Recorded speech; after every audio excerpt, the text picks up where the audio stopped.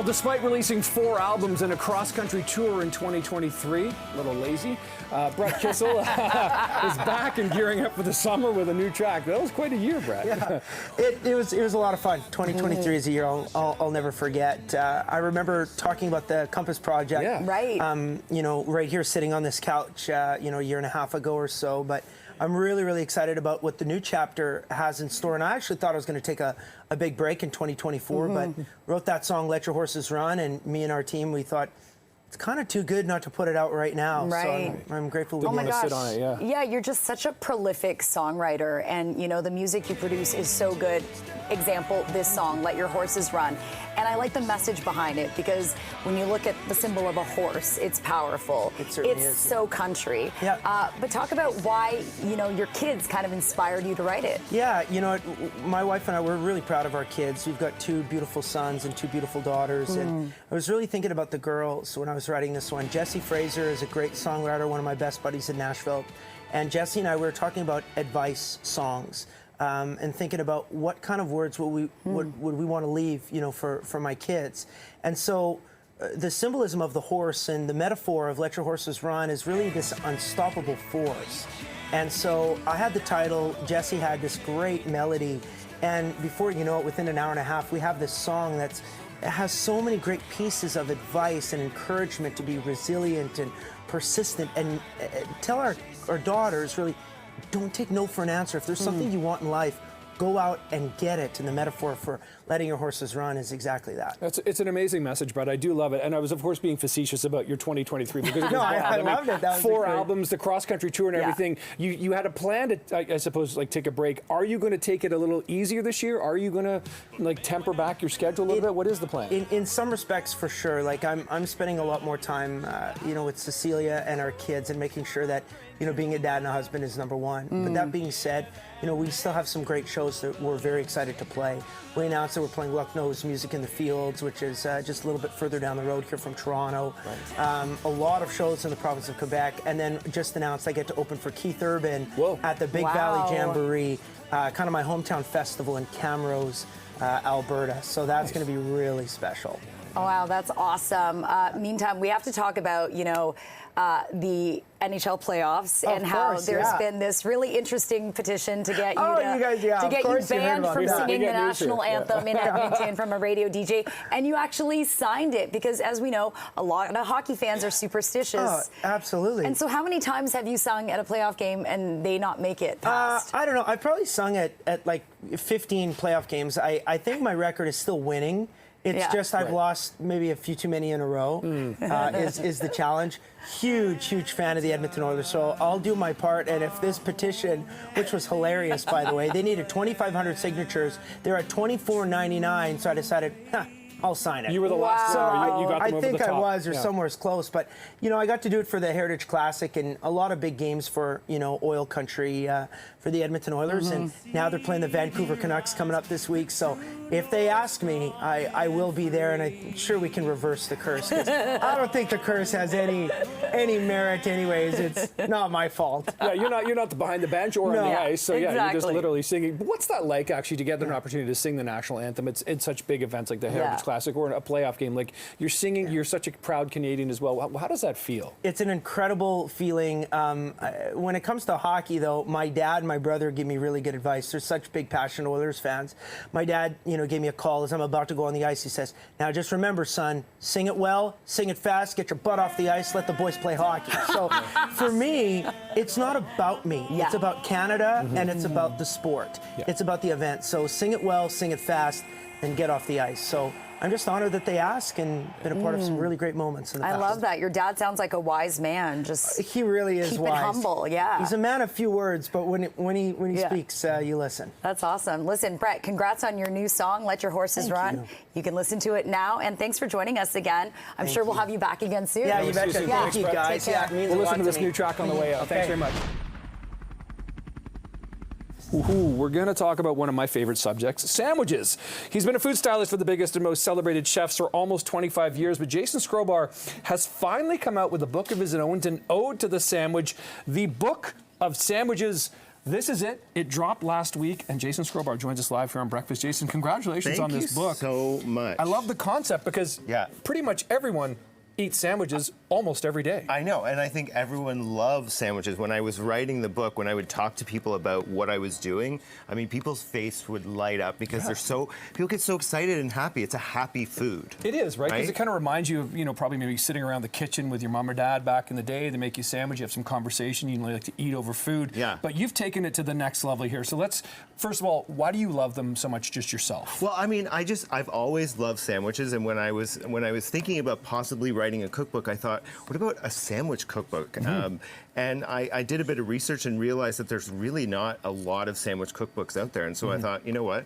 Why don't I write my own, make people happy in the process? Yeah. And we've got a few here. Give you a few more options, yeah. So let's start with what you're going to, I assume, make here. Yeah, so this is a biscuit breakfast sandwich. And so we've got two here. You can try one while I make it. So we've got a bacon and cheddar and chive biscuit. The recipe, all of the recipes obviously are in the book. For the biscuit too, not just the sandwich. Exactly, yeah. And so this is a French sauce called grabiche. It's got eggs, hard-boiled eggs, and capers and mustard. I know it gets a little bit messy, I do admit, but sometimes the messier the better, right? So we basically just layer this really beautiful egg sauce on the bottom, and then I've got some smoked trout here. Now, if you can't find smoked trout, you can just get, you can use smoked salmon, and that gets piled on top, and then you finish it with a little bit of arugula for some greens. You top it with the top, and then there you go. Bring that to your table, and people are going to sing. That's a showstopper, right? It's to start your day for breakfast, That's right, yeah. So you can have breakfast sandwiches, you can have, is this dinner, lunch? What do you call this? This could be anything. This could be breakfast, lunch, or dinner. This is a burger. It's called a burger for dad. So it's sort of for my dad. I wrote it for my dad. It's got pork patty with some homemade pear jam. Oh, wow. So a little bit of sweetness, and then some salty ham on top of that. And then on the bottom, it sits on some cream cheese with some green onions, and all those flavors just really go together, and when you take a bite, you're getting a little bit of sweet, a little bit of salty, a little bit of savory, so it all just goes together. It looks amazing, and there is that sort of debate in some quarters, like, is a hot dog or hamburger a sandwich? I think you've come to the conclusion, absolutely. I mean, how could anyone look at this and not think of this as a sandwich? Yeah, absolutely. Right? Can I give this a try too? Please. Okay, all right. While you do that, I'll talk about this last one. Okay. Because I mean, dessert. You thought that was messy. Get ready. Let's try. The last one we have is, actually, I want to know what you think. Oh my God. I mean, if you can talk. I'll do all the talking. So the last sandwich is a double chocolate or dark chocolate cookie with a peanut butter cream in the middle. So I love that you're going in for a second bite. But when I was writing the book, I thought, why not have the last chapter be a sweet chapter? Because I think a lot of people don't realize that there are so many sweet sandwiches out there. So this one, like I said, it's a dark chocolate cookie with a peanut butter cream in the middle, really sweet, a little bit of salt on top to cut the sweetness, and there you go. Okay, inside the book too. Yes. The photography is beautiful. Yes. Who did that? How did you get it? Because I know you're a food stylist, so that obviously your eyes, and we eat with our eyes, but the photography is amazing. Yeah, my friend and photographer Sebastian, who lives in Paris actually, did all the photography for the book, the cover, everything. He's brilliant, he's amazing. He lives in Paris, so sadly I had to do some of the photography in Paris, which, you know, was tough. Yeah, you struggle for your art, though. Exactly, yeah. So we shot part of the book here in Toronto and part of the book in Paris, and yeah, if you love the photography, check him out. He's on Instagram, and yeah, brilliant guy. Okay, and you know, there was a bit of a debate even before we came up on air about this book. Do you potentially see another version of this book, or like kind of a part two? Because, you know, we were getting into whether rolled up pita, burrito, or sandwiches. We're kind of getting into this. Look, I didn't struggle at all to come up with the amount of sandwiches that were in this book, and so I feel like it would be so much fun to be able to come up with like 100 more sandwiches, right? 100 more new sandwiches. Who knows? Let's go. We'll start with this one too. Anyway, the book is out on shelves. The Book of Sandwiches is very easy to keep in mind. Jason, congratulations on this book. Amazing. Thank you so much. Thank you.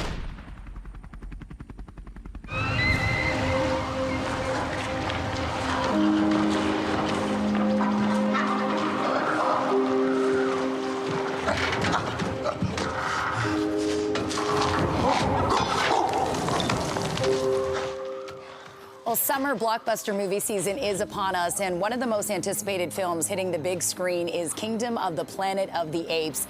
It is the fourth film in the recent reboot of the franchise, the sequel to War of the Planet of the Apes, and takes place 300 years after Caesar's reign, in which apes are the dominant species in a dystopian future, and humans have really been reduced to primitive scavengers who cannot talk. So joining us now are the stars of the film, Owen Teague, who plays Noah of the Eagle Clan, and Kevin Durand, who plays Proximus Caesar. Welcome to the show, guys. Woo, thank you. Hello. Yes. Good morning. Good morning. It's so great to have both of you in. Now, this film, I watched it on IMAX, which is really the only way you should watch it, because it is epic. This dystopian world is full of greenery. I was actually watching the film and being like, I'm so jealous. I wish I was in this world right now, because that's how beautiful it was. Owen, let's start with you. How does it feel to be part of this epic franchise that started in 1968 with the original film? And, you know, how did you prepare for the role? It's a huge honor. I grew up watching Andy Serkis's work, and wanted to have a career like his since I was very young.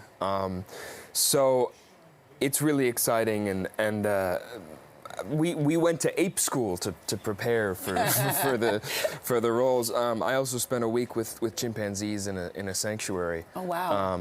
Just kind of interacting and getting to know them. But performance capture, it's the same as normal acting. It comes from, it's about the character. It's about playing the truth of the character. And then you have this other layer of movement and vocal work that you sort of get to add on top as an expression of that character. And Kevin, you play the antagonist. I won't say villain, because you have your own take on the motivations of Proximus Caesar. Very sweet of you. Right? He gets very offended when I say villain. But your voice, it is very different than what you sound like in real life. So how did you prepare to take on the role of Proximus Caesar? Well, first off, with the audition, I just tried to find the most compelling truth. And then when they liked me for that, then I went to ape school. Yeah, as well. And they taught us the anatomical differences between humans, and for me, my ape is a bonobo. And then you start to learn the rules of that and learn how to move. And then once you start to move, you start to find the character. And then all of a sudden, Alain Gauthier, who's working with us, he said, how does this make you feel? And I was like, I feel good. I feel very good.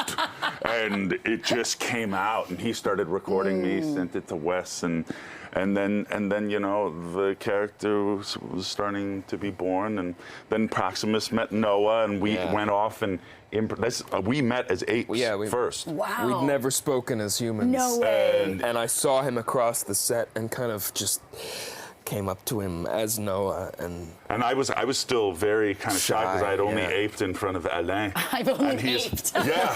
That's what we call it. I love that you use that as the verb. And he's kind of like, oh. and I'm like looking around at him, and they're gonna think, no, I'm on the Planet of the Apes. Yeah. Is this? So all of a sudden, Yeah. I was like, Noah, I am Proximus. And I was like, oh, there it is. So we excited. Ran off together and found so many interesting things that ended dynamics between these two guys that ended up in the movie. That was so much of the preparation, was these long improvisations that the cast we would go on, and we would just get lost. It was beautiful. And even though Wes is such an incredible world builder and had all that detail in his mind from the start, he was open to the greater good, and so we could always continue to collaborate and No, the writing is, just as much as this is an action film, it is so much like love and emotion, especially the love between Noah and his mother. And just, I said, looking into the eyes of Noah, you really see your face. Yeah. It really is you. But is that hard, working with the motion capture technology, being in a green room, because it's not this green dystopia, and then, using your imagination to fill in the blanks? You know, it requires some focus when you're in the volume, which is the kind of, it's not green, it's like, it's this big gray, you know, space with cameras everywhere. But the majority of the film actually was that green. Oh, it was in Australia, right? Yeah, it's mostly locations. 80% of the time we were on location. Yeah, so most of what's on screen is real. But whether we were or not, it was more about connection. It was a channel that you kind of, we had the NOAA channel and the Proximus channel, and you kind of go in, and then we're there, and then it's hard to come out. It is hard to come out. We're still having a hard time coming out. We still greet each other as apes. we don't say, oh, hi, Noah. It's just, oh my gosh, I love it. Oh my God, I really see that. Okay, last question for you guys. Is this the beginning of a new trilogy? Because I've heard that this offshoot, because it's 300 years later, could be the start of something new. And hey, you guys are the new Ape boys in town.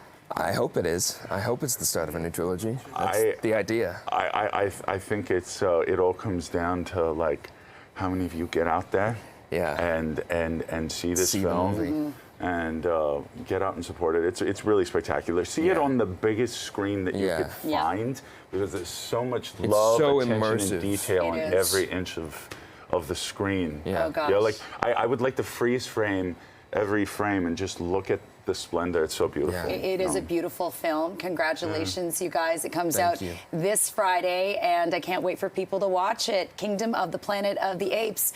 Owen and Kevin, thanks so much for joining us. Have a wonderful day. Okay, we've got some bananas for you in the green room. So finally. You can have that for breakfast. Thanks so much. So lay your cards down, down, down, down. So park your Lexus and throw your keys up. Hey! Stick around, round, round, round, round. Okay, well, the Mini Pops kids are back with some brand new songs, and the Mini Pops are also hitting the road for their Good Vibes tour. Yes, it's their largest one ever, 32 cities across Canada. So joining us live now are members of MPK. We've got Emily Watt, Caitlin Kwok, Idris Noah, Glee Dango, Bella Magbag. Thank you so much for joining us. You guys look fabulous, and your dancing is so impressive.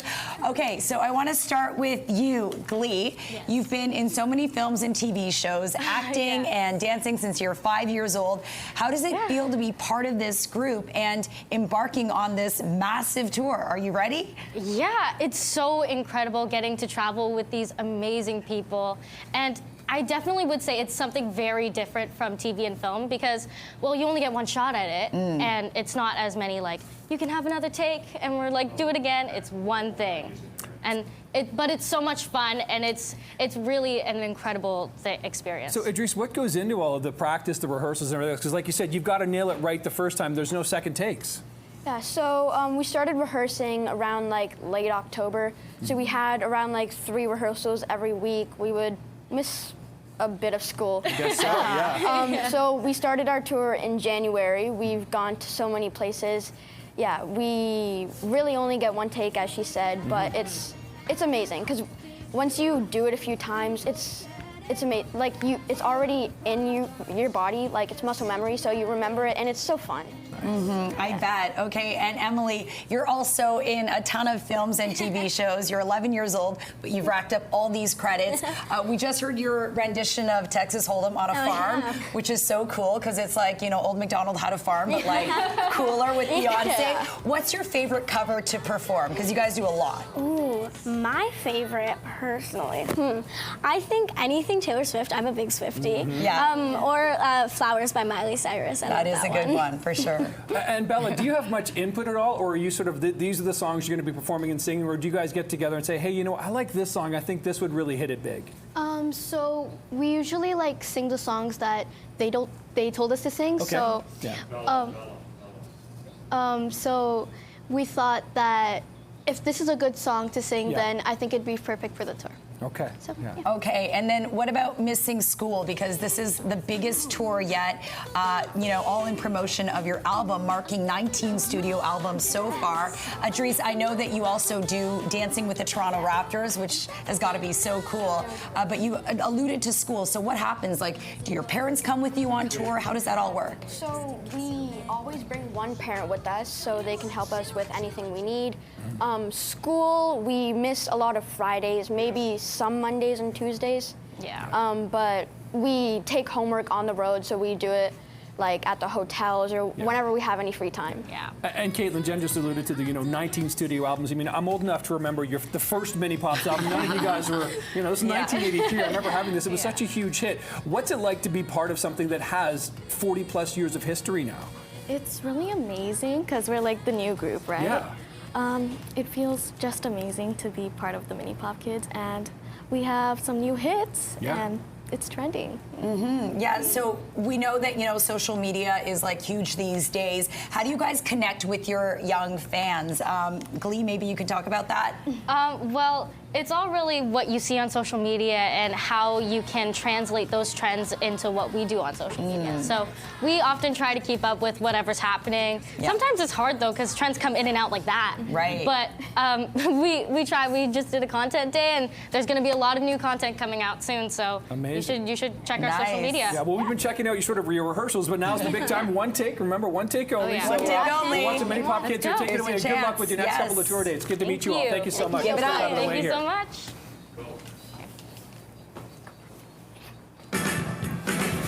Let me tell you, girl, do a little boo thing, so I don't give a hoot what you do say, girl, I know you a little too tame. I'll be shooting that shot like 2K, girl, I know. Tell him I'm next. Tell him you found a little something too fresh, I know. Tell him I'm next. Tell him you found a little something too fresh, I know. Oh, oh, you got the best of my love. Oh, oh, you got the best of my, oh, oh. You got the best of my love, oh, oh. And in that dress, I'm like to the back, to the front. You a 10, baby girl, but I'm the one. To the back, to the front. Take it back now, y'all. To the cha-cha slide. One hop this time. One hop this time. Right foot, 2 stomps. Left foot, 2 stomps. Slide to the left. Slide to the right. Now everybody clap your hands. You my little boo thing, so I don't give a hoot what you do say, girl, I know you a little too tame. I'll be shooting that shot like 2K, girl, I know. Tell him I'm next. Tell him you found a little something too fresh, I know. Tell him I'm next. Tell him you found a little something too fresh, I know. Oh, yeah!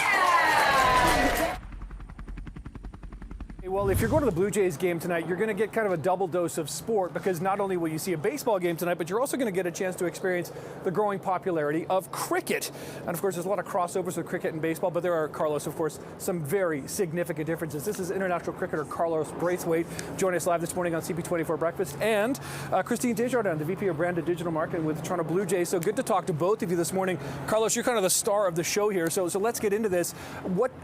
When you've sort of been to Canada before and talked to Canadians about sort of baseball and cricket, what are the things you hear or sort of the questions you get asked about the differences between the sports? Well, one thing is that fielding-wise, cricket is actually taking a lot of principles from baseball. So especially in Australia, baseball coaches come over especially to talk about throwing, fielding, ground fielding, which is quite similar. Batting is completely different. Yeah. But definitely principles of fielding, strengthening the shoulders, getting power through the throw and all that. Baseball correlates directly to fielding and cricket. But also no gloves, which, unless you're behind the batsman, or other than that, you're not wearing any gloves. That is tough. But we are really hardcore. Yeah, you are. Not these baseball softies. See, that's what I was trying to get you to say, Carlos. I wanted to see if you'd take the bait. Thanks for doing that. Christine, this is the second time the Jays have done a cricket night. Yeah. What's the reaction been like? And you're obviously bringing it back this year. What's all that been about? Like, how have the fans liked it? Yeah, it's been phenomenal. We really see it as an opportunity to bring communities together through sport. We know that many new Canadians grew up in countries that maybe weren't exposed to baseball. And so we want to invite those cricket fans to the ballpark tonight to learn about baseball and to learn about the Blue Jays. Yeah, so how's this going to work, Carlos? What sort of a demonstration are you going to be putting on? Well, I could put on one right now. Yeah, let's see it. Okay. So in baseball, you swing on that plane. Yep. In cricket, we go more up and through. Because in baseball, it's a pitch. Yeah. In cricket, you bowl, so the ball actually bounces. So there is one shot that you can play like that. Well, two. One pull or cut. Yeah. But more often than not, is a straight plane. So come, let me see you. Yeah, okay, so like if it's a fast bowler or a spin bowler, right, there's two differences in the way the ball is bowled. So is my stance okay? Not bad, but we can work on that. We can work on that. I don't want to go like LBW on you here, so get a little leg before wicket, but so it's up, correct. And then is that good or bad? Fantastic. I felt a little golfy. I wasn't sure if I was supposed to go. I'll have a chat with the Canadian national team coach and see if we can be a wild card for the World Cup. Very quick story. We used to play, I'm from England, and we used to play cricket on the beach in the States. And all Americans, Canadians, tourists would come by and like, what are you guys doing? What are you playing? You know, you set up stumps and everything. And it's, once you see the sport, people get fascinated by it, right? Because it's like, what is this? Because there's a curiosity about cricket. And it's really difficult to master. There's so many rules, and I feel like the laws of the game change every year as well, so it keeps you on your toes. But fun fact, the first international cricket game was between Canada and the USA. So it's not the mainstream sport now, but way back then they were pioneers. Yeah, and sort of the Toronto Blue Jays, of course, are trying to sort of bring it, I guess, a little more mainstream in Canada as well. Is the Bucket Hat a giveaway for tonight, too? It is. First 15,000 fans will get one of these beautiful Blue Jays white cricket hats. Cricket hats. Did you ever think you'd join the Blue Jays and talk cricket? No, but I'm loving it. It's amazing. It's great. It's a really fun sport here, and I remember there was actually a tournament on the under the dome, I guess, back in the day, which was cricket. So what's the demonstration going to look like for fans tonight? Like, what are they going to see? Yeah, there's going to be tons of activations around the ballpark. We have many members from Team Canada, both men and women's team, there at the activations to help you hone your cricket skills. We also have the Team Canada captain throwing out the first pitch tonight. So there's so much to do. You need to come down and see it tonight. Now, will they throw the pitch or bowl the pitch? Because it's a completely different throwing motion too, isn't it? Well, let's see. I guess we have to watch. That's a good one. Putting her on the spot here. Right, because I mean, like, literally, you're either going like that, right, or you cocking your arm like that. So it's going to be two different things. Carlos, what's your impression of like baseball? When you look at baseball, obviously the similarities, but have you ever thought about maybe I could, try, taking a swing at baseball? You ever thought about that? I used to come to go to the US almost every summer until I was like 11 and cricket really took over. And I remember playing baseball sometimes in like a park, but it was like just random. I love cricket. Closest thing is baseball, have a swing type of thing. But yeah, looking forward to seeing it live and potentially putting myself in that situation to see if I'll be good enough. Definitely. Okay, Carlos, Christine, thanks so much for being here this morning. Really appreciate this. We've got a live shot for you over Rogers Centre, of course, where it's going to be cricket night tonight, so get yourself a little bit of exposure to a completely different game.